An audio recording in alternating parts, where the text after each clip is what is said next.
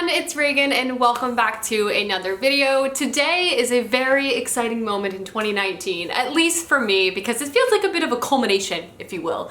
Today is the day I'm going to be chatting through my top 10 books of 2019. This is always. I often say that at the beginning of videos, but today I truly mean it, 100% that this is my favorite video to film every single year. It's so fun for me to look back on all the books I read in the past year and select the ones that I loved the most. I would say the year 2019 was a very interesting reading year for me. In some ways it was a struggle. I always felt like I was on the cusp of a reading slump, but because of that, I feel like I always picked up books that I really loved. I of course encountered some duds, which will be present in another video, but for the most part, I feel like so many books I picked up this year I loved so much, and that was because I was so picky. The amount of books I put down after reading like 10 pages is like hundreds. Regardless, today I'm going to be chatting through my favorites. This was also the year of series. I feel like I encountered some really new and amazing fantasy series where I read the whole thing, if they were out, and are continuing to read the rest of the books in the series as well. So I'm so excited to chat through the books, so without further ado, let's go ahead and dive right in. The first book I'm going to chat about is actually a concluding novel in one of my favorite fantasy series, and that is The Winter of the Witch by Catherine Arden. This is the third and final book to one of the most mesmerizing and beautiful historical fantasy series, and I just loved every single second of it. This is a historical fantasy series set in about 14th or 16th century Russia. In the very first one, we follow our main character Vasya, who lives in a very small enclave on like the outskirts in Siberia of Russia. It's very cold. And I would say one of the strengths of the series is definitely the ambiance. If you want to feel like a winter vibe, this is definitely the series to pick up. But we follow Vasya in the first one as she's growing up in her town. It's kind of a mixture of traditional folklore religion as well as Orthodox Christianity. But when Vasya's mother passes away and her father gets remarried, her new stepmother is very devout and very religious, and she kind of vows to get rid of all traces of folklore religion in their town. But when she does this, a threat kind of becomes to approach, and it's up to Vasya to kind of save everyone by embracing her magic. This is a series, again, full of incredible ambiance and atmosphere. It also follows our main character Vasya as she grows up from a young child to a woman, and seeing that journey is just incredible. I also feel like this is a historical fantasy series that truly embraces its history. Obviously, there's fantasy, so it's not true to history in that capacity, but it definitely does draw on the social and gender expectations of the time and brings that within this story. So dynamics between siblings is incredibly interesting, as well as just like the setting. We find ourselves sometimes in Moscow and all sorts of things like that. And Vasya kind of having to navigate this time period as a woman who's also now full of magic just provides so much richness to this tale as well. And ultimately you just kind of fall in love with Vasya. You fall in love with this world, and it just turned out to be one of my favorite series. This third novel was incredibly strong and ended everything perfectly. If you have not picked up the series, I would highly implore you to do so, but this is the first book that made my list. From there, I of course have to talk about The Seven Husbands of Evelyn Hugo. This is an incredibly popular novel, and I would say graced many a top list last year, which was honestly my inspiration for picking it up this year. Generally, I don't read a lot of contemporary or fiction set in a contemporary time period, but this one had me sold, especially because everyone seems to love it, and I'm happy to say I loved it too. This is a story centering around a very famous and reclusive Hollywood star named Evelyn Hugo. She's very notorious. She's had a very illustrious career her whole life. She's kind of always been known as the bombshell, but also an exceptional actress. She's very private, but she's very much known for her 7 husbands throughout her entire life. She's never really told her story or really given any insight of her in her personal life, but she's for some reason decided to finally spill the beans, if you will, with a kind of up-and-coming reporter at the beginning of this book. So this is a story kind of told both past and present, and it's kind of organized by different chapters of Evelyn's life, organized by her 7 husbands, because each husband kind of is a different part of Evelyn's life and part of her history through time. This is such a gripping tale. For first and foremost, Evelyn Hugo feels like a real person. You are reading this and you want to watch her old movies. You want to see those exceptional dresses she wore to the Oscars. You want to live and have a piece of Evelyn Hugo because that is how charismatic and absolutely gripping this woman is. She's also not perfect, which I think adds to the mystique of her as well. Like, she's not apologetic. She recognizes where she's screwed up, but she's also accepted her own flaws and has moved on from it in a very like inspiring kind of way. It's also a tale steeped with old Hollywood glamour, but also definitely confronts the dark side of Hollywood that's currently definitely still present today. There's lots of sexism. This book also deals with a lot of queer relationships, as Evelyn Hugo herself is bisexual, and this book also deeply explores that.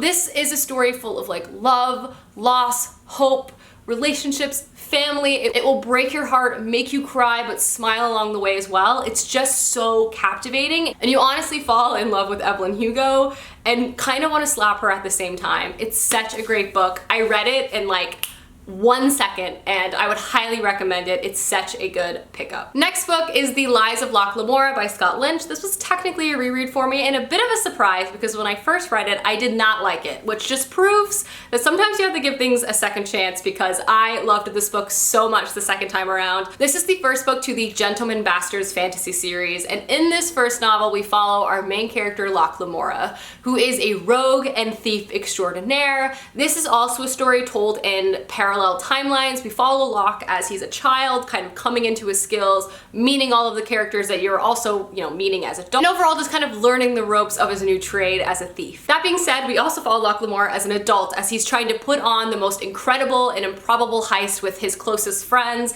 which he ultimately finds himself in the center of an imbalance of power in the dark underworld. This is such an endearing story because, one, you love Locke Lamora and everyone else involved in the story.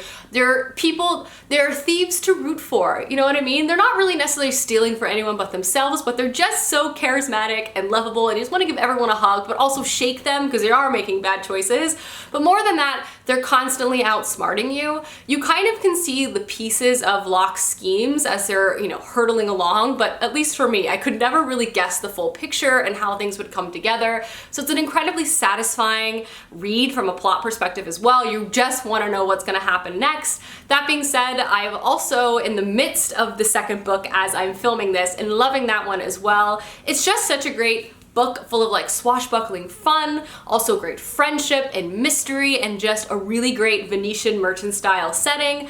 It's amazing. I love this series so much. Next up is another sequel, and that is The Missing of Claire de Lune. This is the Mirror Visitor book 2, with the first one being A Winter's Promise. This is actually a French book translated to English, and for me, one of the most refreshing YA fantasies I've encountered in a long time. I just feel like the perspective, the writing style, the devices used within the story are just new. We really are encountering, at least for me, like a different way to approach YA fantasy, and I love this book series for that. Not to mention, it's gripping, it's great. I love the characters and the magic and the world so much. But this is a series where we follow our main character, Ophelia, who lives in a fantasy world where there's basically different kingdoms in the sky. Each kingdom is very different from one another, but our main character, Ophelia, lives on one that's kind of normal in a way. She herself wants to live a very normal, nondescript life. She just wants to run her museum and be left alone. Ophelia has two interesting powers. One, she can travel through mirrors, and two, she can touch objects and see their entire past, as well as other individuals who have like handled this object and how that object is related to them. In the first novel, her hand in marriage is given to a man who has a very high political standing in another spire, and you follow her as she travels there. Ophelia is a main character I love. She's very quiet, but that does not mean she's not sure of herself. She has this like quiet power and determination about her, and you kind of see her come into that through both of these books. But that doesn't mean all of a sudden she becomes loud and boisterous. She's just learned to harness her own individual power in a way that's true to her, which I really like, because not everyone needs to be loud and outgoing to be a heroine or to save the day or to stick up for themselves, which I really enjoy.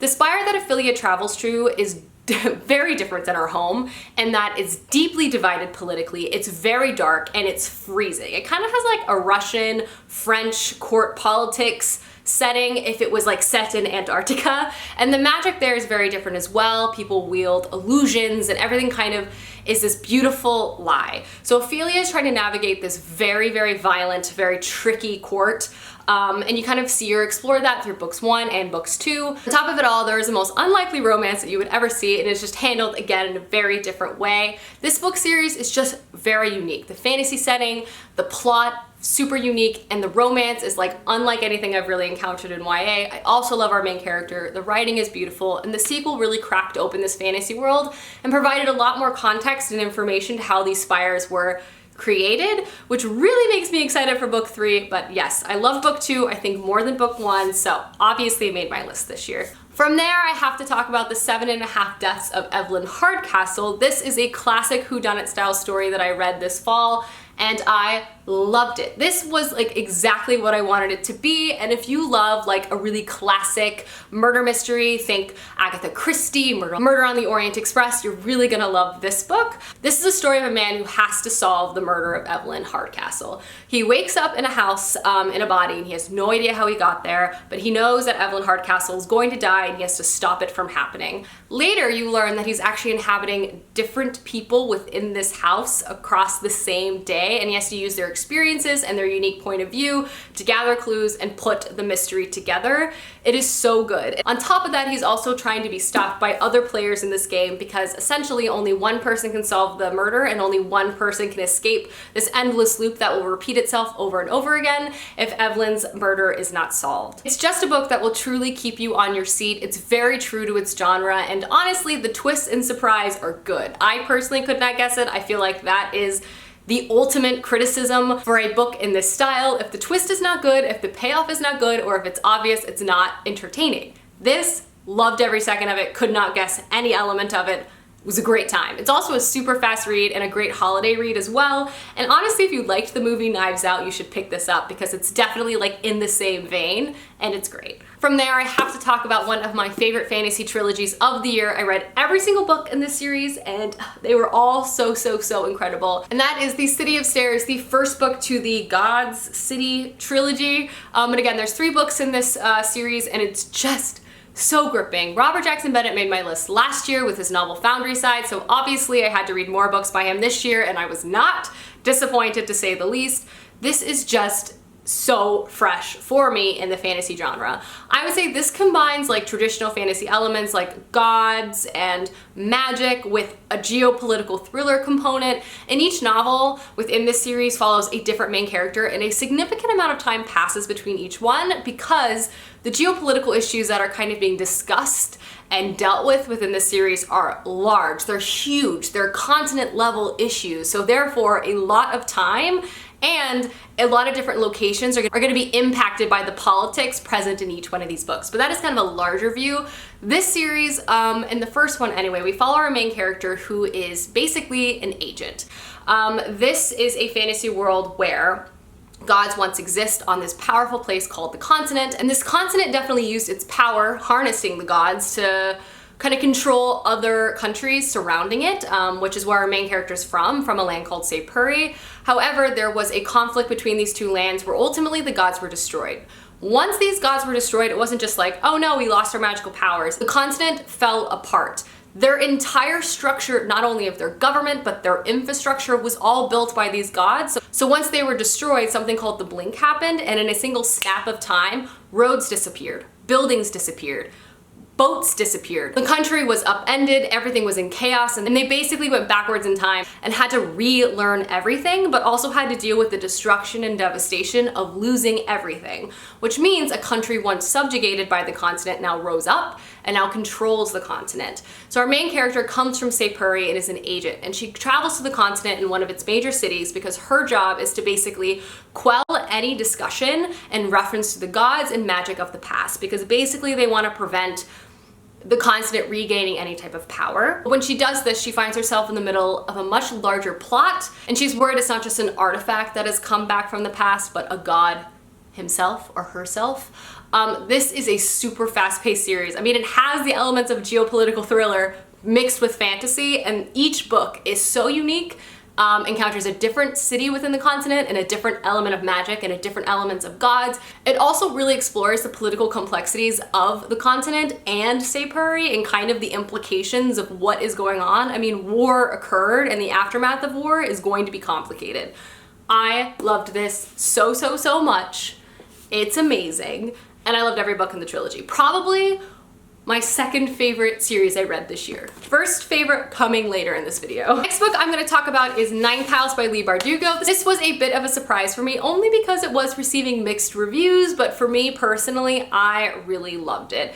This is the first book to hopefully a many book series by Leigh Bardugo. Ninth House basically is set on the Yale campus and follows the screwed up nature of a lot of the different secret societies that are present there. This is definitely a dark magic mystery centered novel, and in it we follow our main character Alex, who has had a very troubled childhood and early teens. She's struggled with drugs, she's run away from home, and a lot of this has to do with the fact that she can see ghosts, and these ghosts have been kind of tormenting her whole life, and as you know, as an escape, she's kind of turned to drugs. She always expected to not really make it anywhere, but one day she wakes up in a hospital and she's plucked from California and sent to Yale. And that is because Yale is one of the last places in America where magic still exists. It pools in different areas around the city, and different secret societies on the Yale campus basically use these pools of power to run their, you know, their business. And each society is very different. They use magic in different ways, but generally they're all to make themselves richer and more powerful within society at large. Alex is plucked from California and brought to Yale as a student because she has been selected to be a part of the Ninth House at Yale, which is essentially a society designed to control and monitor the other ones from basically taking advantage of the magic and, you know, not wreaking too much havoc amongst students and residents around Yale alike. At the beginning of the story though, there is a murder, and Alex is basically trying to figure out who, what, where this murder occurred, and does it involve any Yale students, and what does this speak largely? Is there like a larger conspiracy at hand? It's so good. It's told in lots of different timelines, so it's a little disorienting and confusing, but I loved every second of it. Alex as a main character is incredible. You can't help but fall in love with her. You can't help but like feel for her so much. Not only does she have to like deal with the most privileged individuals and like try to get the truth from people that are just so used to, you know, snapping their fingers either with their money or with magic to get whatever they want, to basically find justice for this murder victim within this story.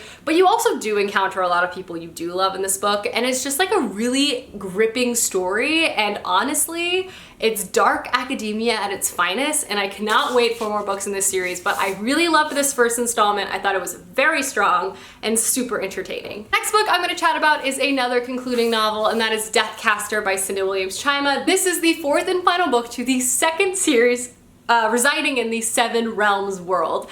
I have been reading books in this series since high school, early high school, and I'll tell you what, I have loved every single one. I'm sad this is over, and I hope Cinda is putting out more books because I do not know what I'm gonna do with my life without books written by her. But this was a really wonderful concluding novel to the Shattered Realms series, and it's hard for me to describe this book series because you have to read the first 4 books to the Seven Realms series before even attempting this series, so it's like spoilers ahoy. But just know that Cinda Williams-Chima, in my opinion, just writes the best YA fantasy. It's full of really interesting and different characters coming from a variety of different places in this fantastical world, different kingdoms with long histories of conflict or different places within the societal structure, and they collide in such bizarre and fascinating ways. You have romance, you have friendship, you have multi-perspectives of people across books that'll just keep you on the edge of your seat. And of course you have a huge plot that will just carry you through from book to book.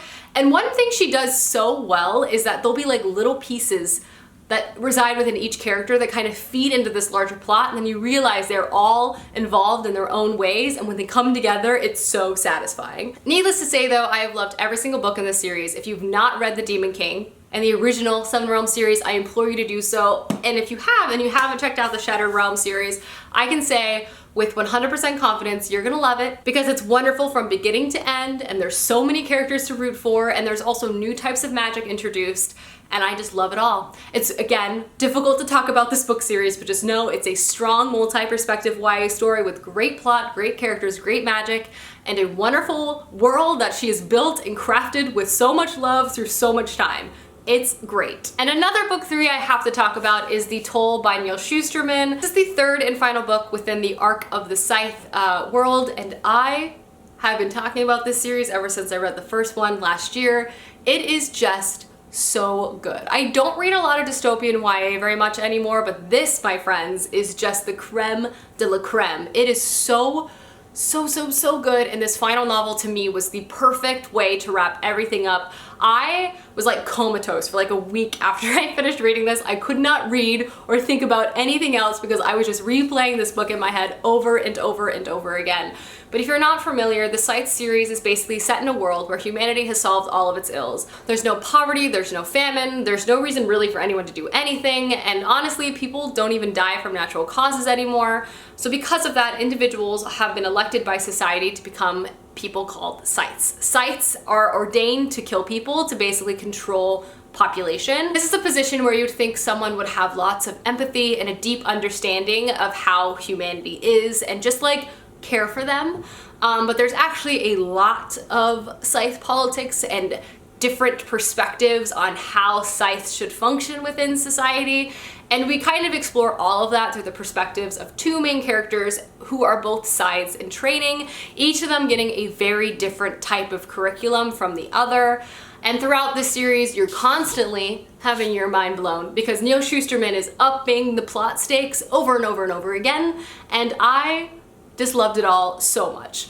On top of that, there's also this AI that's present called the Thunderhead, and he's kind of the caretaker of society at large, so you're also dealing with like that component as well. This all-powerful being who can't really intercede or help anyone but is like trying their best, and how the Thunderhead interacts with humanity and specific people in this world to try to help prevent some of the wildness that is happening within the Scythe world that's bleeding out and impacting humanity at large. It's so good. And also just a really scary dialogue about where our world could possibly be heading, because honestly, this totally could happen. It's not far off from, you know, some other things that have occurred. So great series, great concluding novel, loved every second of it. Still thinking about it. Ugh, I just love this series so much. And the final series I'm gonna talk about is probably my favorite of the year. I read every single book within this trilogy this year. I immediately had to move on to the next one. I could not put it down. It was gripping, it was beautiful, it was shocking, it broke my heart, but it left me with like hope. Guys, this series, if you have not read it, if you take one recommendation from this video, read this, okay? And that is the 5th season by N.K. Jemisin, and honestly just the whole dang Broken Earth trilogy, because it is incredible. There is a reason each book within this trilogy won the Hugo Award, because it is honestly just some of the best fantasy I have read in a long time. It's also just some of the most uniquely told fantasy. It's just so good. This is a fantasy world set in a world that's constantly on the brink of catastrophe. And what I mean by this, civilization has ended over and over and over again because the Earth is almost like a main character in itself. Because the Earth is constantly ending civilization over and over again through essentially wild earthquakes. And because of this, society has kind of evolved in a way where they're all survivalists. There are communities basically built on the brink of, if there's another disaster and the atmosphere all changes and we can't go outside for the next 15 years, we have to store enough food to basically make it. That means also roles within these communities are very distinct in that there are more important ones and other ones, and during disaster, people kind of get kicked out based on this. On top of all of this, there's also a magic that is present in this world, and that is individuals who can actually control the tremors of the earth. But because catastrophe and there's been so much death surrounding the Earth's movements, instead of these people being kind of lauded as possible heroes, they're actually deeply controlled and ostracized by society at large and treated terribly by pretty much everyone present in this book. This first novel, we follow multiple perspectives as they kind of make their way through this world trying to survive. We follow an individual who has these powers, we follow a mother trying to reunite with her children, and we also follow a young child kind of coming into these very troubling powers themselves. This is a series that is heartbreaking but beautiful. It also deals on topics like race, gender, identity, motherhood, like what it means to survive and like accept who you are, also having multiple chapters of yourself. It is just beautiful, and I honestly could not laud this book more. It is astounding and dark. I really have to let you know this is a dark series, but one I really think that will leave you reeling and thinking, and it's just one of the most like incredible fantasy novels I have ever read, and I think about it all of the time. So hopefully that makes you want to read this, because that is really the purpose of this video, is to, you know, hopefully make you excited about all the books, but particularly excited about this because I just feel like this is such a special series and I love it so, so much. Alrighty guys, those are my top books of 2019. Please let me know down below some books you've read this year that you loved, as I would love to know, and I'm constantly looking to grow my TBR pile. But anyway, I hope you enjoyed this video and I will see you soon with another one soon. Goodbye.